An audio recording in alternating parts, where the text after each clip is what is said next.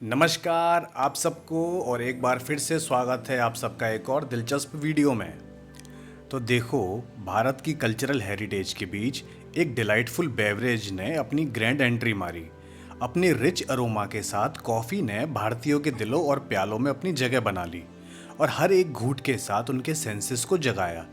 इसने एज और social divides को पार करते हुए यंगस्टर्स और ओल्डर एडल्ट्स दोनों को इक्वली अपना दीवाना बनाया। हलचल भरे शहरों से लेकर शांत हिल स्टेशंस तक भारत में कॉफ़ी की जर्नी शुरू हुई, जिसने हमारी लाइफस्टाइल पर एक छाप छोड़ी। लोग इसको इतना पसंद करने लगे कि भैया कॉफ़ी जो है शहर शहर में चर्चा का विषय बन गई। ये एक सुपर हीरो ड्रिंक की तरह था जो एनर्जी बूस्ट करता था और मॉर्निंग को एक रोमांच जैसा महसूस कराता था। पता है इसमें मज़ेदार बात क्या है? कॉफ़ी मॉडर्निटी, अर्बन वाइब्स और वेस्टर्न चार्म का स्टैंडर्ड बन चुका था। कॉफ़ी शॉप में लोग न केवल एक कॉफ़ी पीने के लिए जाने लगे बल्कि सोशलाइजिंग और इंटेलेक्चुअल कन्वर्सेशंस का अड्डा बन चुका था। जहाँ तक इंडियन चाय के कंपैरिजन में कॉफ़ी के हाई रेट्स का सवाल है, तो इसकी प्राइसिंग कई फैक्टर से इन्फ्लुएंस होती है। देखो, कॉफ़ी का प्रोडक्शन प्राइमरीली साउथ इंडिया के हिली रीजन्स में किया जाता है। वहाँ के इलाके, क्लाइमेट और labour intensive cultivation process higher production costs में कंट्रीब्यूट करते हैं। इसके अलावा इंपोर्ट कॉस्ट्स और दुनिया भर से प्रीमियम कॉस्ट कॉफ़ी वैरायटीज़ की पॉपुलैरिटी चाय की कंपैरिजन में हायर प्राइस में कंट्रीब्यूट करती है। कॉफ़ी के लिए दीवानगी कोई हाल की घटना नहीं है, इसका एक समृद्ध इतिहास है। कॉफ़ी की पॉपुलैरिटी सदियों पुरानी है और ये समय के साथ इवॉल्व हुई है। आइए कॉफ़ी की रूट्स और भारत तक इसकी यात्रा को एक्सप्लोर करते हैं। कॉफ़ी की खोज अरब रीजन में, स्पेशली यमन में एंशियंट टाइम्स में हुई। ऐसा माना जाता है कि कॉफ़ी की खोज सबसे पहले 9वीं शताब्दी में अरब ट्रेडर्स और वहाँ के मॉन्क्स ने की थी। उस समय कॉफ़ी का सेवन केवल प्राइमरीली रिलीजियस फिगर्स, वहाँ के साधु संतों और मॉन्क्स द्वारा लंबे समय तक मेडिटेशन और प्रेयर के दौरान इसके स्टिमुलेशन प्रॉपर्टीज़ के लिए किया जाता था, जिससे वो अपनी रिलीजियस प्रैक्टिस को बिना नींद में जाए देर तक कर सकें। साल 1524 में अरेबियन रीजन में एक फैसिनेटिंग क्रेज़ फैल गया। लोग कॉफ़ी से इतना दिल लगा बैठे थे कि वो अपनी डेली एक्टिविटीज़ को छोड़कर कॉफ़ी का मज़ा लेने और लाइवली डिस्कशन में एंगेज होने के लिए कॉफ़ी हाउसेज में इकट्ठा होते थे। कॉफ़ी के इस क्रेज़ को देखते हुए लोकल अथॉरिटीज़ ने एक्सेसिव कॉफ़ी कंजप्शन को डिस्करेज करने के लिए अलग अलग पनिशमेंट्स और रेस्ट्रिक्शंस लागू किए। इन सब का पर्पस सिर्फ जनता के बीच सोशल ऑर्डर और प्रोडक्टिविटी बनाए रखना था। हालांकि कॉफ़ी की कंजम्पशन पर लगाए गए स्ट्रिक्ट रेगुलेशन ने उन लोगों के विरोध को भड़का दिया जो अपने पसंदीदा कॉफ़ी के लिए कुछ ज़्यादा ही पैशनेट थे। इन प्रोटेस्ट की वजह से आखिरकार लॉस को ख़त्म करना पड़ा और बिना सजा के कॉफ़ी का आनंद लेने की आज़ादी मिली। मैं और आप अपना फोकस इस बात पर लाते हैं कि कॉफ़ी ने यमन से भारत तक अपना रास्ता कैसे बनाया। 16वीं शताब्दी के दौरान जब भारत एक असेंशियल ट्रेड हब था, भारत सहित दुनिया के विभिन्न हिस्सों से कई लोग हज के लिए मक्का और मदीना की यात्रा करते थे। इन यात्रियों में बाबा बुदान नाम के एक मुस्लिम संत भी थे, जो भारत के कर्नाटका स्टेट से थे। अपनी हज यात्रा के दौरान बाबा बुदान ने मक्का और मदीना के लोकल लोगों को एक पर्टिकुलर ड्रिंक का मज़ा लेते हुए देखा, जिसने उन्हें अट्रैक्ट किया। क्यूरियोसिटी उन पर हावी हो गई और उन्होंने कॉफ़ी का स्वाद लेने का फैसला किया। कॉफ़ी के पहले घूंट ने बाबा बुदान पर एक अमिट छाप छोड़ी और उन्होंने सोचा, क्यों ना इस विदेशी ड्रिंक को अपनी मातृभूमि में लाया जाए। इस नए ड्रिंक को अपने साथी देशवासियों के साथ शेयर करने के लिए डिटरमिन्ड बाबा बुदान ने अपने कमरबंद में 4 कॉफ़ी बीन्स छुपाए और उन्हें भारत वापस में तस्करी करके ले आए। अब देखिए, कुछ लोग तो कहते हैं कि बाबा बुदान ने कॉफ़ी बीन्स को अपनी दाढ़ी में छुपाया था, जबकि कुछ मानते हैं कि ये उनके कमरबंद में था। बावजूद इसके वो प्रीशियस कॉफ़ी बीन्स को सक्सेसफुली अपनी मातृभूमि में ले आए, जहां उन्होंने कर्नाटका के चिकमंगलूर रीजन में कॉफ़ी की खेती शुरू की। बाबा बुदान ने कॉफ़ी की खेती शुरू करने के लिए चंदागिरी पहाड़ियों को चुना और इस तरह भारत में कॉफ़ी की विरासत ने जड़ें जमा ली। यही कारण है और स्वीकार किया जाता है कि कॉफ़ी का चलन साउथ इंडिया, पर्टिकुलरली कर्नाटका में ओरिजिनेट हुआ।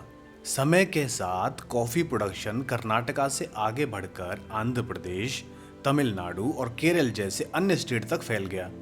भारत के चाय बागानों से प्रभावित होकर अंग्रेजों ने अपनी संपदा में कॉफ़ी की खेती भी शुरू की, जिससे कॉफ़ी इंडस्ट्री में और ग्रोथ हुई। जैसे जैसे भारत डिफरेंट हिस्टोरिकल पीरियड से गुजरा, कॉफ़ी के लिए प्यार बना रहा और अपनाया गया। हाल के सालों में भारत ग्लोबली कॉफ़ी का 10वां लार्जेस्ट एक्सपोर्टर बन गया है। Rich coffee, growing regions, skilful cultivation techniques और भारत में डाइवर्स कॉफ़ी वैरायटीज़ ने इस अचीवमेंट में कंट्रीब्यूशन दिया है। इससे पहले कि हम भारत में कॉफ़ी के मनोरम इतिहास के थ्रू अपनी यात्रा समाप्त करें, देश में पॉपुलरली कंज्यूम की जाने वाली कॉफ़ी के टाइप्स पर एक नज़र डाल लेते हैं। दो मेन वैरायटीज़ हैं, ब्लैक कॉफ़ी जिसका आनंद उसके स्ट्रॉन्ग और मजबूत स्वाद के लिए किया जाता है, और दूसरी है मिल्क कॉफ़ी जिसमें कॉफ़ी को गर्म दूध के साथ मिक्स करके एक मलाईदार ड्रिंक बनाई जाती है।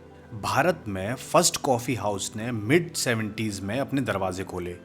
ये ऑनर कोलकाता शहर में फेमस इंडिया कॉफ़ी हाउस को जाता है। ये आइकॉनिक एस्टेब्लिशमेंट तब से इंटेलेक्चुअल्स, आर्टिस्ट्स और कॉफ़ी लवर्स के लिए एक फेवरेट लैंडमार्क बन गया है। तो देखो दोस्तों, अब कॉफ़ी के इतिहास को जान लिया और जान लिया कि भारत में ही नहीं दुनिया भर में इसके दीवाने हैं। अब इसको पीने के कुछ तो बेनिफिट्स होते होंगे जो दुनिया इसके पीछे इतनी पागल है। आइए बात करते हैं कि कॉफ़ी पीने से क्या क्या बेनिफिट्स मिलते हैं। पहला क्वेश्चन है जिसके थ्रू हम जानेंगे, क्या कॉफ़ी कॉग्निटिव फंक्शन में इम्प्रूवमेंट करती है? दोस्तों, कॉफ़ी एक नेचुरल ब्रेन बूस्टर की तरह है। जब आप कॉफ़ी का एक घूंट लेते हो तो इसमें कैफीन होता है जो एडिनोसाइन को ब्लॉकिंग करके अपना जादू चलाता है। एडिनोसाइन एक न्यूरोट्रांसमीटर है जो हमें नींद का एहसास कराता है। इससे अलर्टनेस बढ़ती है और कॉग्निटिव फंक्शन में इम्प्रूवमेंट होता है। एज अ रिजल्ट आपका ब्रेन इंफॉर्मेशन प्रोसेस करने में ज़्यादा एफिशिएंट हो जाता है और आप लंबे समय तक फोकस्ड और अटेंटिव रह सकते हो। जैसा कि मैंने बताया था कि अरब रीजन के स्पिरिचुअल प्रैक्टिशनर्स इसका इस्तेमाल करते थे जिससे वो बिना नींद में जाए अपनी प्रेयर्स कर सकें।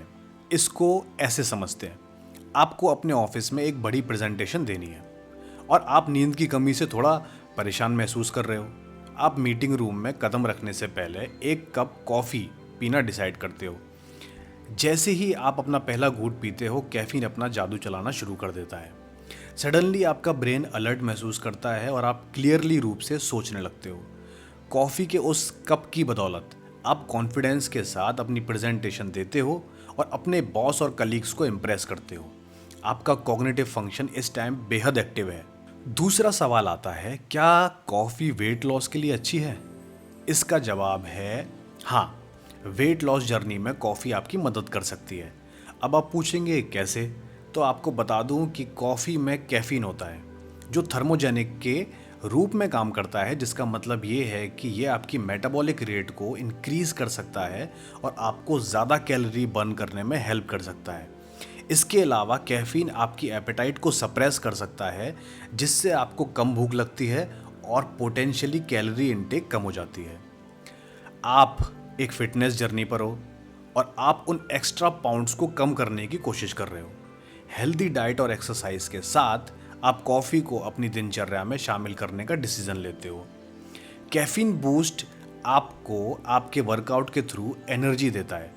जैसे जैसे दिन बीतता है आप देखते हो कि आपकी भूख ज़्यादा कंट्रोल में है और क्रेविंग्स कम हो गई है।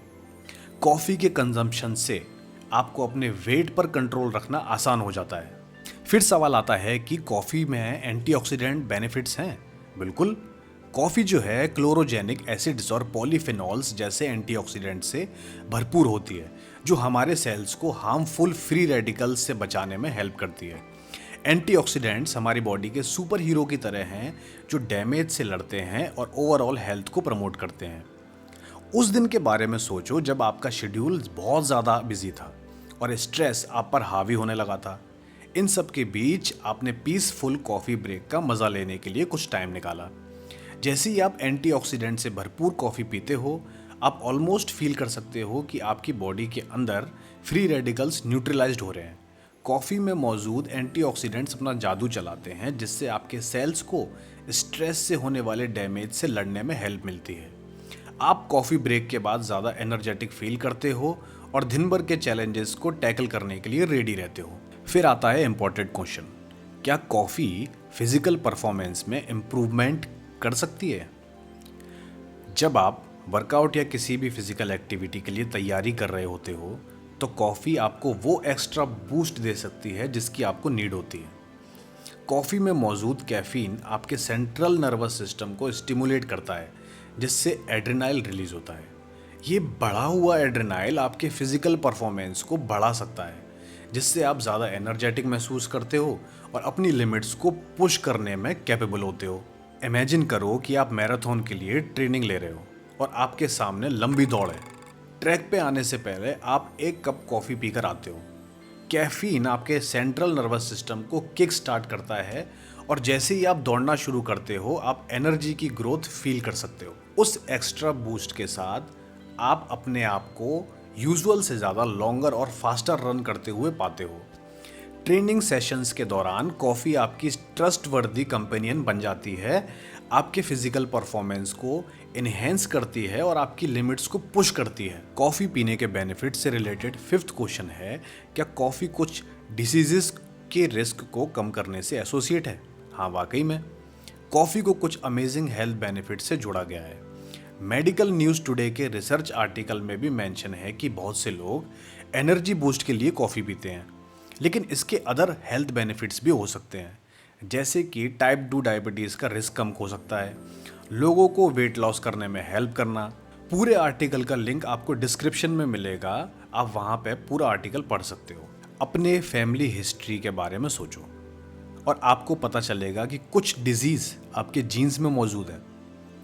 प्रिवेंटिव मेजर्स करने के लिए डिटरमिन्ड होकर आप कॉफ़ी को अपने डेली रूटीन का हिस्सा बनाने का डिसीजन लेते हो। सालों से आप डेली कॉफ़ी को एंजॉय करते हो, ये जानते हुए कि ये उन पोटेंशियल डिजीजेस के अगेंस्ट प्रोटेक्टिव बेनिफिट्स ऑफर कर सकता है। अब जब हमने कॉफ़ी के फैंटास्टिक बेनिफिट्स का पता लगा लिया है तो अब हमारी कहानी में विलेन यानी कि कॉफ़ी की कंजम्पशन के पोटेंशियल ड्रॉबैक्स उसके इंट्रोडक्शन देने का टाइम आ गया है। लेकिन टेंशन मत लो दोस्तों, इन डाउनसाइड्स के बारे में अवेयर रहने से आपको इन्फॉर्म्ड चॉइस चुनने में ही हेल्प मिलेगी। अब मैं कॉफ़ी पीने के ड्रॉबैक्स क्या हैं इससे रिलेटेड क्वेश्चंस को कवर करते हुए आपको बात समझाने की कोशिश करूंगा। पहला क्वेश्चन है, क्या खाली पेट कॉफ़ी पीने से एसिड रिफ्लक्स या सीने में जलन हार्टबर्न होता है?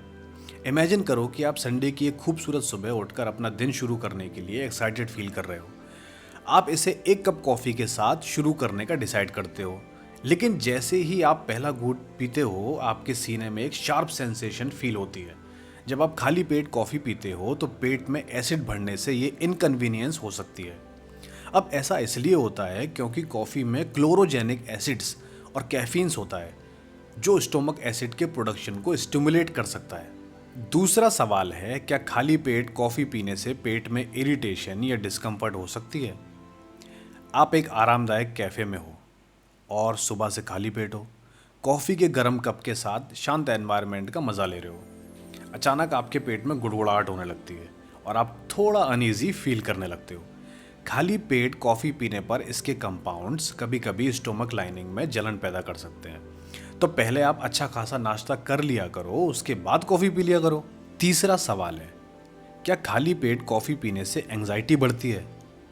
आप एक इम्पॉर्टेंट मीटिंग की तैयारी कर रहे हो, सेम सिनेरियो जो मैंने आपको बताया था कि मीटिंग में जाने से पहले सुस्ती मिटाने के लिए कॉफ़ी पी ली आपने, लेकिन इसमें कंडीशन अलग है। इसमें आप खाली पेट ही कॉफ़ी पी के चले गए मीटिंग में, लेकिन जैसे ही आप कमरे में कदम रखते हो आपके हाथ कांप रहे होते हैं और आप थोड़ा एंग्जियस फील करते हो। जब आप खाली पेट कॉफ़ी पीते हो तो कैफीन का रैपिड अब्जॉर्प्शन इस इफेक्ट को जन्म दे सकता है। चौथा क्वेश्चन है, क्या बिना खाना खाए खाली पेट कॉफ़ी पीने से पोषक तत्वों की यानी कि न्यूट्रिएंट डेफिशिएंसी हो सकती है? मान लो आप हेल्थ फ्री को केयरफुली अपने मील्स और वर्कआउट्स को प्लान कर रहे हो, लेकिन जब आप बिना कुछ खाए कॉफ़ी कंज्यूम करते हो तो आपकी बॉडी असेंशियल न्यूट्रिएंट से चूक जाती है। कॉफ़ी के पॉलीफिनॉल मिनरल से बंध सकते हैं जिससे वो अब्जॉर्प्शन के लिए कम अवेलेबल हो जाते हैं। पांचवा क्वेश्चन है, क्या खाली पेट कॉफ़ी पीने से ब्लड शुगर लेवल्स अफेक्ट होता है? सुबह सुबह आप देखते हो कि आपका एनर्जी लेवल पेंडुलम की तरह झूल रहा है। ऐसा इसलिए है भाई साहब क्योंकि खाली पेट कॉफ़ी पीना ब्लड शुगर लेवल्स को अफेक्ट कर सकता है। स्टेबल एनर्जी बनाए रखने के लिए कॉफ़ी को कुछ खाने के बाद ही कंज्यूम किया करो। अब जितने भी कॉफ़ी लवर्स ये वीडियो देख रहे होंगे वो सोच रहे होंगे कि पहले तो भैया इस लड़के ने खूब तारीफ की, फिर लास्ट में आते आते मूड ख़राब कर दिया। तो सुनिए और समझिए, मेरी कोई दुश्मनी नहीं है कॉफ़ी से, और मैं इस वीडियो में ज़्यादा एम्फेसाइज कर रहा हूँ इस बात को कि सुबह सुबह उठते ही खाली पेट कॉफ़ी कंज्यूम करने से हमारी गट हेल्थ पे बुरा असर पड़ता है। और जैसा कि आप जानते ही हो कि पेट को दूसरा ब्रेन माना गया है, धीरे धीरे गट हेल्थ कब बिगड़ती चली जाएगी और ये आपको gradually mental health issues like irritation, anxious होना, गुस्सा करना एटसेट्रा एटसेट्रा जैसे इश्यूज की तरफ ले जाएगी। तो कॉफ़ी का सही बेनिफिट लेने के लिए थोड़ा अवेयर हो जाओ और इसको सही समय पे और सही अमाउंट में कंज्यूम करो। आगे आने वाले वीडियोस में कॉफ़ी, चाय और ग्रीन टी से रिलेटेड जितने भी मिथ्स हैं उनके ऊपर डिटेल में बातचीत करूंगा। मिलते हैं अगले संडे को, तब तक के लिए नमस्कार, स्वस्थ रहिए, मस्त रहिए।